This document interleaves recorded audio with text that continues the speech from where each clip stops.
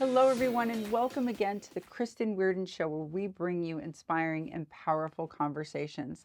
Today in the chair, we have an amazing, empowering woman, Lena Palmer, who is also recently crowned Mrs. USA and the director of the One Foundation. I'm so happy that you are here today. I cannot believe you drove all the way here, and I'm so happy you're here. I'm so happy myself and I'm so excited. And I was driving from Miami, and on my way here, I was listening to your podcast. And what an honor. You have Oh, the most amazing guests on the podcast, and I hope I can bring a value to your listeners with my story. well, I know your story is very powerful, and we're so happy we're just together. Right, yeah. We live so close, but so far.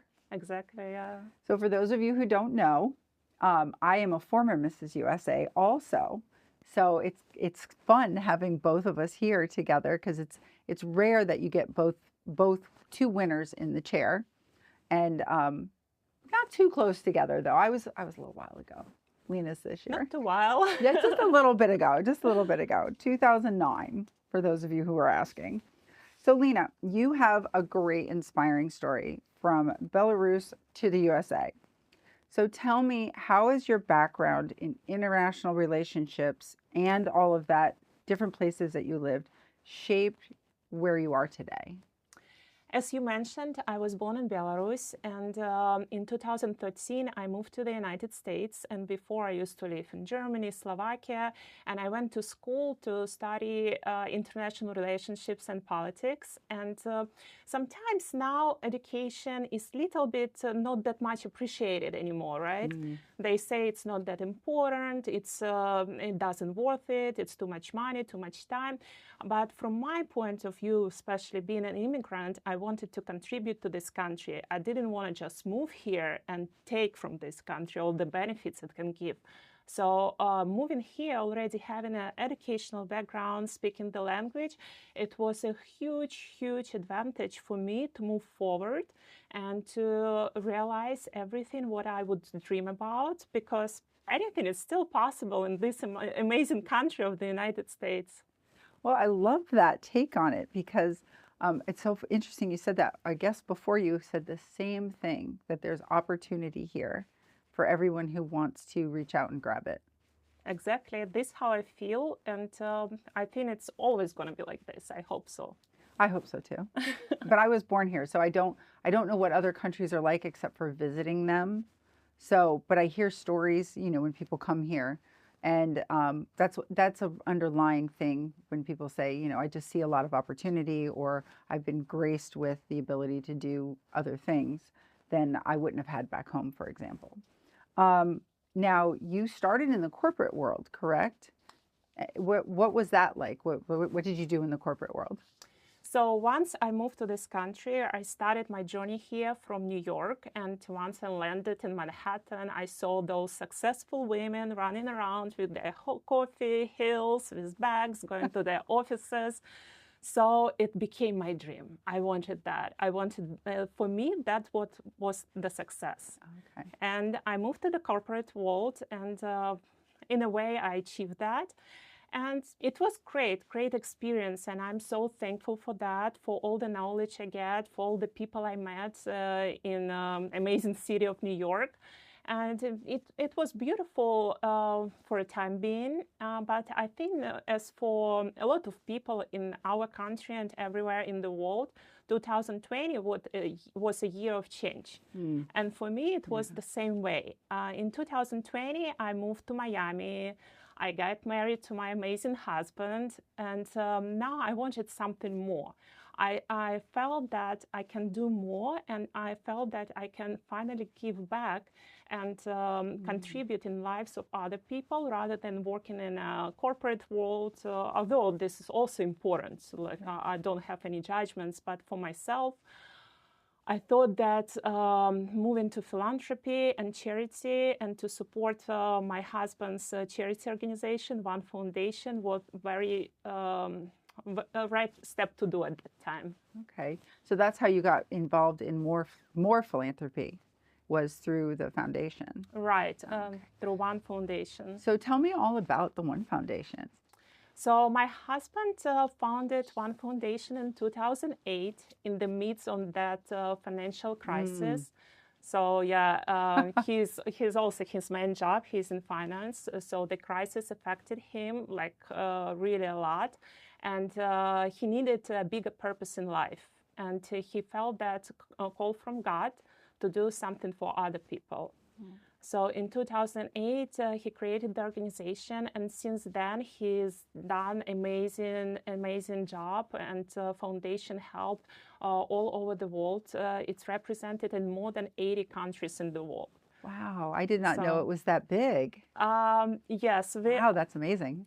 like I would say, it became so big because we partner. We partner with other amazing organizations, and especially in the world of philanthropy, I think there is no competition. What you compete for? Who help more other people? So it's very open for partnership, and together we can do more. That's a great philosophy because I know, having done some philanthropy before with working with a bunch of different organizations, there are a few out there that get kind of, I don't know, territorial is kind of a word. And I get there's, everybody's fighting for the same dollars, but at the end of the day, you're right. What are we fighting for? To help people. Yeah, I mean, it's so important. this how we view that. Yes. Well, that's a great philosophy for the One Foundation. You've lived and worked in all parts of the world, right? US, Germany, Slovakia, so different cultures. How did those experiences influence where you are today? And what were those experiences like living in all those different places? I feel so blessed I had such an opportunity in life to view the world from different perspectives. And it also gives me idea how people live in the world. And so sometimes we take for granted so many things when we are here in this amazing country of the United States, but to be able to help others, you gotta know from your own perspective, from your own experience, how those people live. So you feel that they need, and it motivates you more to do more for them and to help more. Which country did you, I mean, I know you love the US, but besides the US, was there a country that you really enjoyed spending time in, living in, walking, getting coffee every day in? I mean, everywhere. I also think that wherever you travel, wherever you live, you take one thing with yourself. It's yourself. Oh, okay. So, Yeah. I mean, you can be happy in like in Kenya, for example, or you can be miserable in the United States. So for me, I just take this all as experience, and I hope to travel more also in the future and to broaden my perspectives even more. So where would be your dream trip? Oh, my dream trip. Oh, it's such a great question. So not on the question. Sometimes I just come up with them and throw, let's just throw them on the floor. No, actually, my dream trip is going to be Alaska.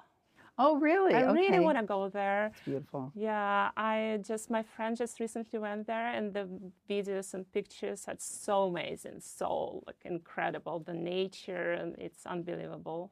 I went there when I was Miss USA, Oh. and I went there for did kind of like this West Coast tour, and I was supposed to meet the governor. It fell through after I landed, but I still had a great time. Right. The glaciers, and you're gonna love it. I I'm excited. definitely recommend. Definitely Yeah. recommend. But nothing moves fast there. It's because everything's kind of spread out, to Okay. get places. But no, it's a great trip. It's a great trip. But looking back, it was cold. It was a little cold. I know. Us Florida girls now, it's a little cold in Alaska, so I warn you there. But no, it's a great place. It's a great place.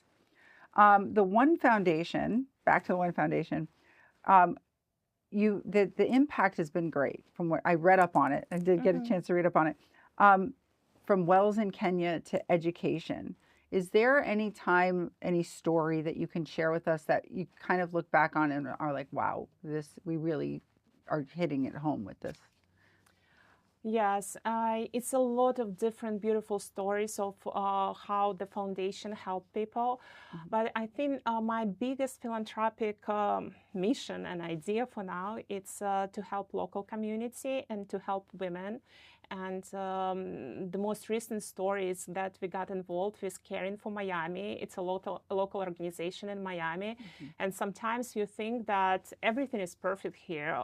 Only in a poor country, people don't have access to food or water or something like this. But actually, like in Miami, there are certain areas that people don't have access to groceries or dental services. And for example, if those people who are sick with cancer, if they don't have their dental work done, they cannot get a cancer treatment. So it's a big, such a big issue. I also got to know about this because I got educated through Caring for Miami, and they do all these amazing projects for a local community, like providing free groceries or free dental services or helping kids with their meals when they're not at school. And I'm so happy that we partnered again together and we were able to help them. So partnerships are a big part of the One Foundation. Yes. I'm hearing this theme over and over. And I think that's really important because I think you can reach more people. You can reach more people, and we don't limit ourselves with one specific project, although there is nothing bad about it. A lot of charity organizations do that. But what we do, we provide financial resources to all these different organizations who are on the front line, actually dealing with people. So this is our goal. That's partnerships definitely. And that there's somebody you kind of, it sounds like you kind of look over and say, okay, right now over here is where there's more of a lack. So let's jump in and do what we can until they get where they're going on their feet, kind of thing. Exactly. And also we ourselves, we make sure this project is legit. Yeah. We can trust. And what is also unique about One Foundation is that we don't have any administrative expenses. So every dollar donated goes to the people in need. So, and we make sure we verify everything, so to make sure it's delivered to the people. Yeah, unfortunately, that is a challenge in the charity world. There's people out there who don't have the best of intentions, and then they ask for money, and so it's nice that the verifying process you guys do in house, and then send that, then decide to donate. Yeah, of course. Yeah, I wish more people would do that. I hear these stories. I mean, we all hear the stories, and sometimes people move too quickly, and they mean well. Of course. Where they send their money. But we, when there's a disaster, we hear mostly, especially here in Florida with the hurricanes, and people just send money, and then all of a sudden it's like, nah, nobody saw that money. So it's nice that you really hone in on making sure.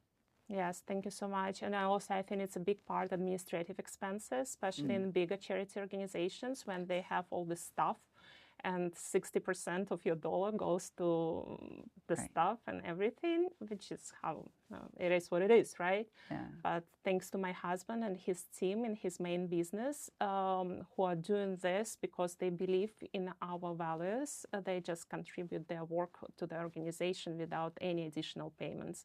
And of course, not me, not my husband, we don't take salaries ourselves. So you have a good group of volunteers. Yes, I would say so, but it's all about leadership of Lena Palmier, and his organization he was able to create. That's great. That's good. Nice husband you got there. Good guy. I've met him too, and he's such a nice man. Thank you so much. But you know what they say, the woman behind is the one who helps get things done. I'm just saying that. Just saying that. So you working on local projects in Miami. You also do some work with the children's hospitals and hurricane relief. So how do you balance the global impact and then the local impact when you're dealing with deciding where the dollars go? Is there a process, or is it based on need? Or it just seems like you guys are doing a little bit of everything everywhere. I think it's amazing. Yeah, it feels that way, and I believe one doesn't exclude another. So, and my philosophy about the world, it's we all one. The One Foundation. Yeah, One Foundation comes from God, who is one, and also we are all one. It's a lot of one. It's a great mission statement right there. Yeah. Perfect. You know, when someone is suffering in one part of the world cannot progress itself we cannot progress ourselves as humanity. So helping somewhere in Kenya, it helps us to progress as a humanity, as one. So we hope to combine our work and do all those international projects we committed, especially in Kenya and Haiti and India. These three countries, the biggest projects now. And of course, my biggest passion is to help local community and women. So when you talk about the international, did I read somewhere that they're also working on water projects in these countries? Right, it's a big one. For example, in Kenya, in northern Kenya, Turkana people, they don't have access to clean water, and what it creates, that little girls every day they have to go back and forth to those regions where they can take water and deliver to their families. So instead of going to school, they have to deliver water. And once we build a water well in their village, it provides water to more than 1,000 people. And now those girls, it also goes back to helping women, right? So they can go to school, they can get an education, they can develop, they can grow. So this feels really amazing, like real impact. Well, I read, I can't remember where I read it, but a long time ago, I read about how some cultures, they don't want women to grow. We won't get into the politics of things. But they don't want women to go to school because women are the teachers. So if you're helping bring water so they can not have to travel for water and they can get an education, that means they're going to be available to teach, learn for themselves, but then carry on those lessons. At least in my head, I'm thinking, oh, okay, when they come back, they're going to be able to educate themselves, which means they're going to be able to educate their families, which I think just makes stronger communities. Of course, of course. So that's great. Yeah, it's foundational. All from water. Yeah. Everything starts with water. Isn't that amazing? Yeah. That is something else. You guys, you do a lot. The One Foundation, first the philosophy that we just talked about, and then you do one thing, and then it just changes. It can change a whole community. I love this. Thank you. I'm so glad that our listeners too get to hear about this, because there's a lot of charities out there, and I'm not here to tell people who to give to and all that kind of stuff. But if you hear about the One Foundation, I would say that if you're looking for, I don't want to say a catch-all, but a foundation that does a little bit of everything, that has an impact on a local level, whatever country, ours, theirs, I think your organization really kind of has nailed that process. Thank you so much. I hope so. From everything I've read in our conversation.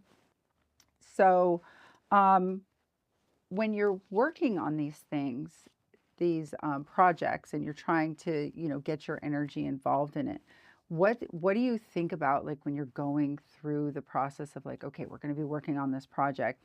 What would be some of the things that you think of while you're doing it or deciding and tackling it? Like, is the process... am I saying the question wrong, people? Like, where am I going with this? I know when I'm working on a charity project, I'm like, okay, there's a process to the project, but then there's like an emotion that goes into it. So when you're looking at these projects, like, what are you emotionally thinking? My emotion is excitement. Okay. I'm so excited when I can connect people, when I can help through, like, building that partnerships and connection and creating a real impact and to connect the dots. Like, for example, now as we're talking,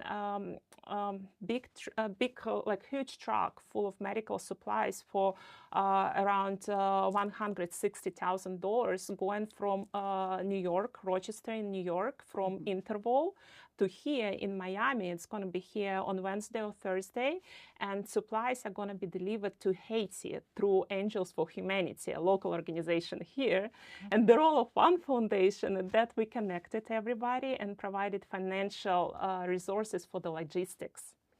Okay, wow, that's an undertaking. Yeah, so I mean, but look at your excitement. Yeah, I just get excited. That is all possible when you connect people. And I believe in power of community. I believe this is the real, like, strengths. Okay. Yeah, I know when you connect communities, I think you can get more done. Yeah. It really sounds like that's how you're able to move this foundation and all of its work like faster and more efficiently, it sounds too. What you just described to me is very efficient. It's not going to 15 different places before it gets there. It's 2 stops. Yeah, and in a lot of cases like this one organization, it has logistics. Another organization, it has medical supplies. And we have finance. And when you connect these 3 resources, you can actually make it happen. Impact. Yeah. Impact. So,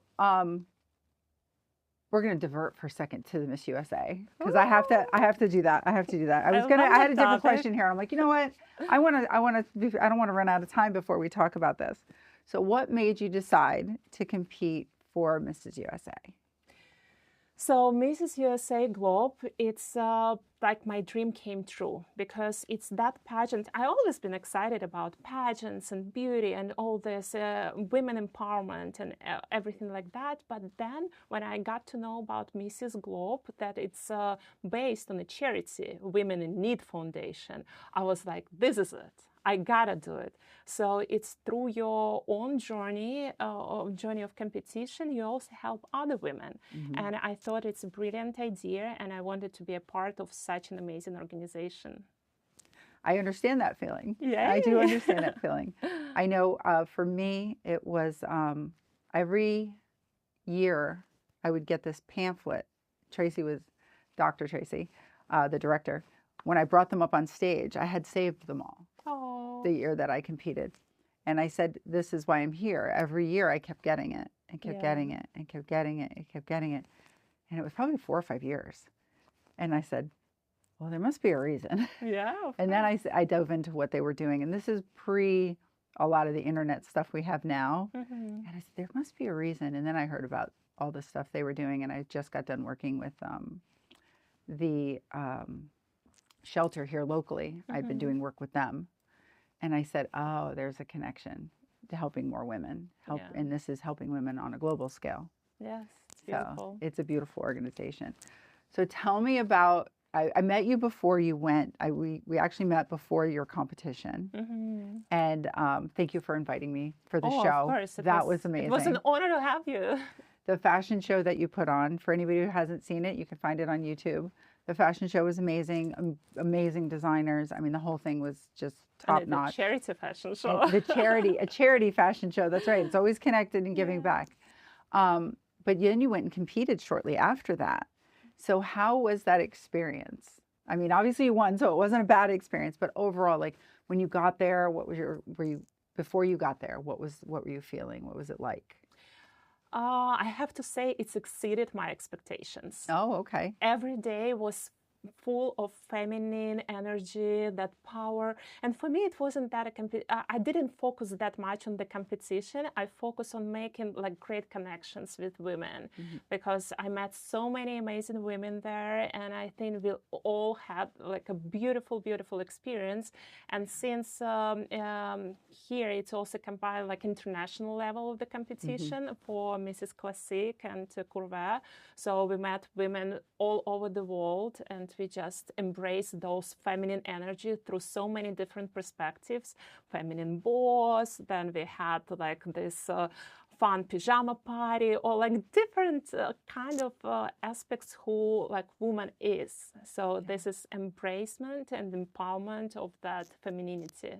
You're right. It is a lot of that. It is about women empowerment when you're there, but also connecting with women, because I think kind of women get a bad rap because sometimes women are in competition with each other. And I personally never tried to compete with my friends or people at school. I'm like, I'm me, you're you, what's the deal? But I notice sometimes on the outside when you go back and you watch, and the women, they all walk in like, by the end of the week, everybody's friends. There's a lot of friendship that happens there. Yeah. So when you were done competing, how did the other women approach you? Were there some that were not crazy about it? Because I personally could see why you won. but where there's a lot of embracing, or how was the end of the competition after you won? Because I know there's a lot out there where women are like, oh, women are catty or this or that, but I'll let you explain it. I think I got lucky and blessed with all that positive and encouraging energy from all the women who surrounded me and all those love they gave me and support. So I didn't notice that much of like judgment or competition. And I believe competition is such a masculine feature. So and like. I don't necessarily align with that, but you know, and I just got very blessed to be surrounded with those very kind and loving women who supported me. I think it's the environment too that's created by an organization. Right. I mean, I know people think I'm just partial to Globe because I competed in Globe and I haven't really competed outside of Globe. But I find that an organization attracts women, that the women that it attracts. And in this instance, I think we're all here to cheer each other on. And, you know, they get up and they give the speech, only one person's going to win, but we're here for you and everybody. Like, you're only competing with yourself, I think, when you're at Globe. I agree, absolutely. Because I don't know, I've done a few other pageants. I'm not going to name them. And they weren't all bad or anything. But I've had, you know, great experiences. And then I've had like, and I really think it goes to the organization. But that's, I don't know, that could just be us. But I think we feel that way. So in that, if there was anything that, oh no, different question. I'm going to go here. So you're going to go to the next step, which is Mrs. Globe, which is going to be held in China. So what do you think about China, the travels to China? Are you excited? I don't even know when it is.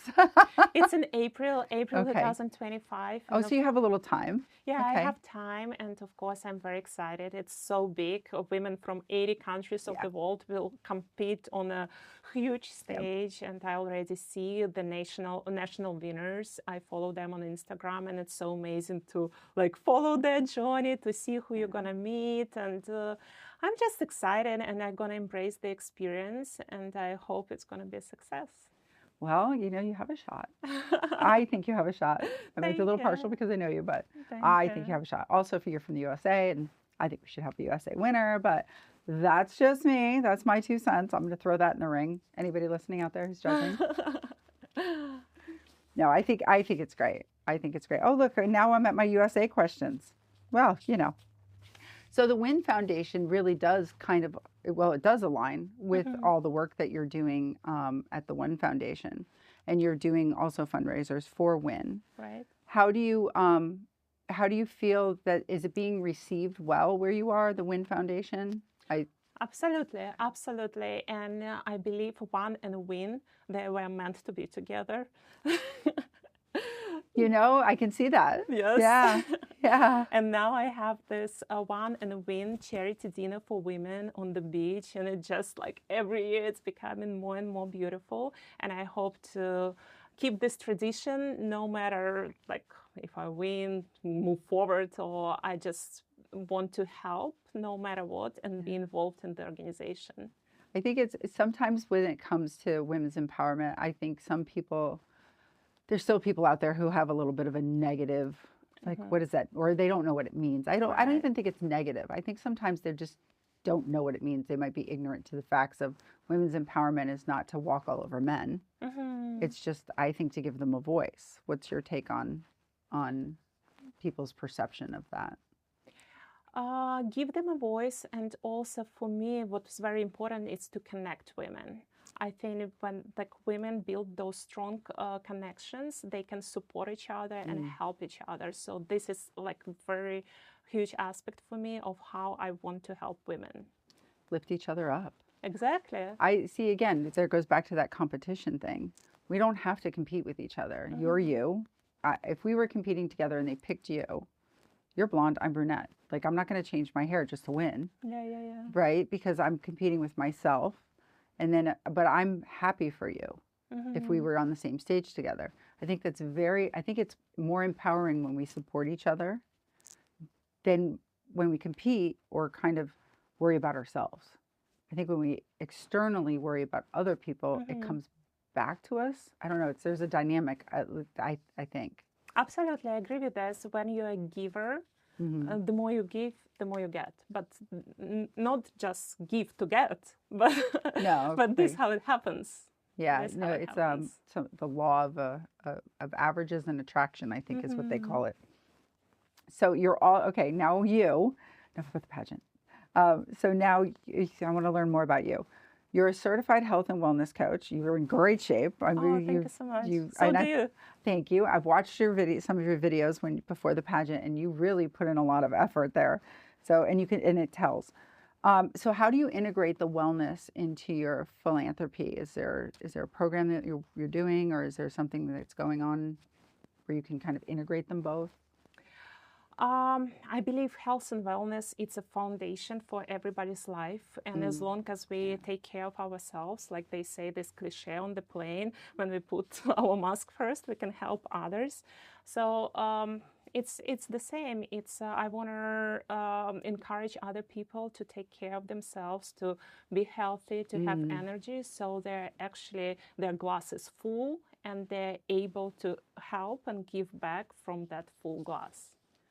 that's a great philosophy. Thank you. Yeah, if your glass is empty, how are you going to give? Yeah, Right? exactly. Yeah. Right. So you wear a lot of hats now. So you've got Mrs. USA, you're a wife, you've got the One Foundation, you also do real estate or have your real estate license and have done some real estate flipping houses, I think it was. Was it flipping? No, it's actually helping my husband In in his the business. Okay. real So estate. you have all these things going on. You're very involved in your community. How do you manage it all? It's a great question. And before, when I had 9 to 5 job, it felt like a job. Mm, So it felt a little bit like I didn't have time for anything else. But now, when I have all these different projects and activities, it's just a part of my life. It's okay. a generic part of my life, and I don't, and I can manage my time myself. I don't have to like Right. ask for permission to do something else. I just keep the priority, and it's just a part of my life. And if you enjoy doing it, is it really a job? Exactly. Yeah. I can tell you really enjoy all that you do. And even in the messages that you put out, we're in the same WhatsApp group. And you'll say, "Oh, well, I'm working on this right now." And I'm like, "Oh, wow, she's working on something else. Where does she find the time?"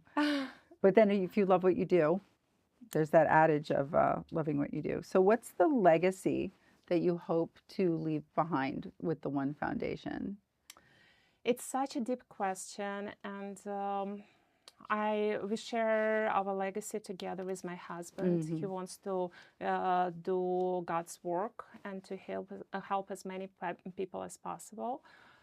And for me also specifically, I want to build a community of successful women who support each other, who connected, and who give back. That's a great legacy. Oh, That's thank a you so great much. legacy. So if you had to speak to people, youth nowadays, for example, say a younger person, and you wanted to give them advice about their lives, like where they're going or what they're doing and how to get there, what would you tell people? Because you came here from another country to this country, Mhm. and you had to kind of figure things out too.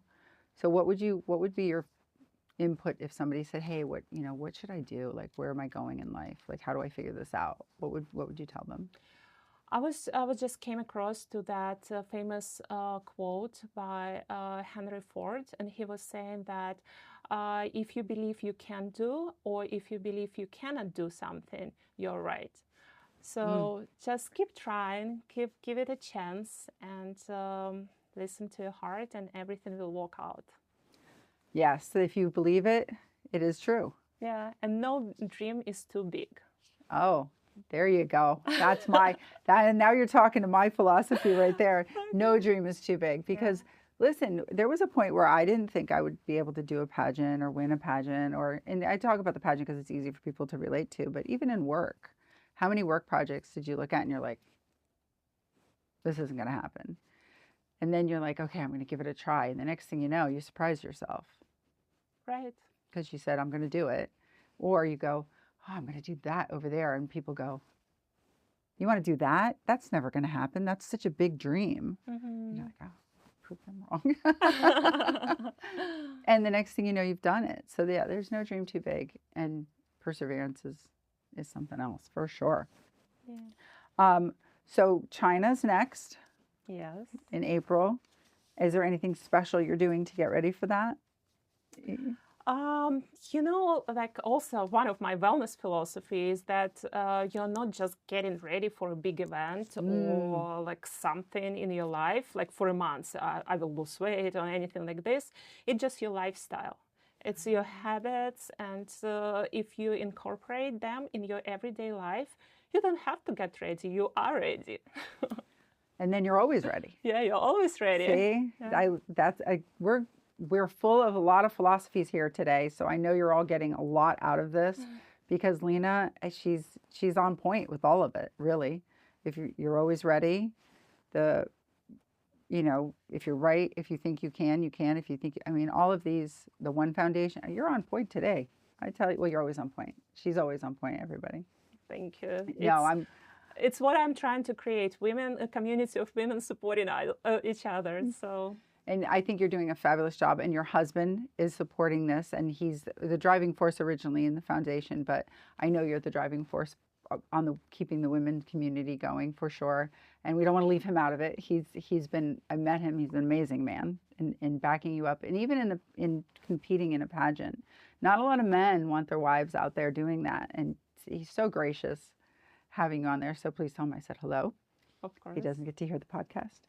And that it's great that, for the men out there in supporting this kind of endeavor, what advice would you have for the men if their wives want to do something that seems a little scary to them? I think they're afraid, men might be afraid they might lose them in the glitz and glamour of something. What would be your advice to a husband? I believe that your goals have to be aligned with your husband. You got to discuss what are your goals as a family are, and then align them with your individual goals. And if your individual goals are not compete with those family goals, you got to reconsider them. Yeah, it has to have another conversation then. Yes. Yeah, that's great advice, a great philosophy. Thank you, Lena, so much for sharing your journey with us today and your passion for giving back and women's empowerment. This has been a great conversation, and I'm already like gushing over the philosophies that we've gotten today too, because I think everyone can take something from that, man or woman. They can take something from the philosophies of the One Foundation, from yourself, from Daniel, and bring them into their communities. Imagine if everybody did that, brought those philosophies into their communities, how much better off we would be. So thank you again to our audience for joining us today on the Kristen Weardon Show, and Lena and her philosophies about giving back to the community. If you want more information about Lena's One Foundation and about Lena and or myself, it'll be in the description of the podcast. You can find it on all your podcast outlets as well as YouTube. And remember, follow, subscribe, share, all that good stuff so we can keep bringing you great guests to bring you more insight into the world. Thank you so much. Life is a journey filled with challenges, but those challenges don't have to hold you back. They can be stepping stones to something greater, a life of hope, joy, and purpose. Hi, I'm Kristen Weardon, and my passion is helping you unlock your inner potential. No matter what your past may look like, your past does not need to define your future. Whether you're recovering from a difficult relationship or trying to overcome the challenges of your backstory, I'm here to guide you every step of the way. I offer a range of services tailored to fit your unique needs. Everything from one-on-one coaching, group coaching, to foundation building challenges, and even accountability check-ins. Together, we can create a path that leads you to the future you deserve.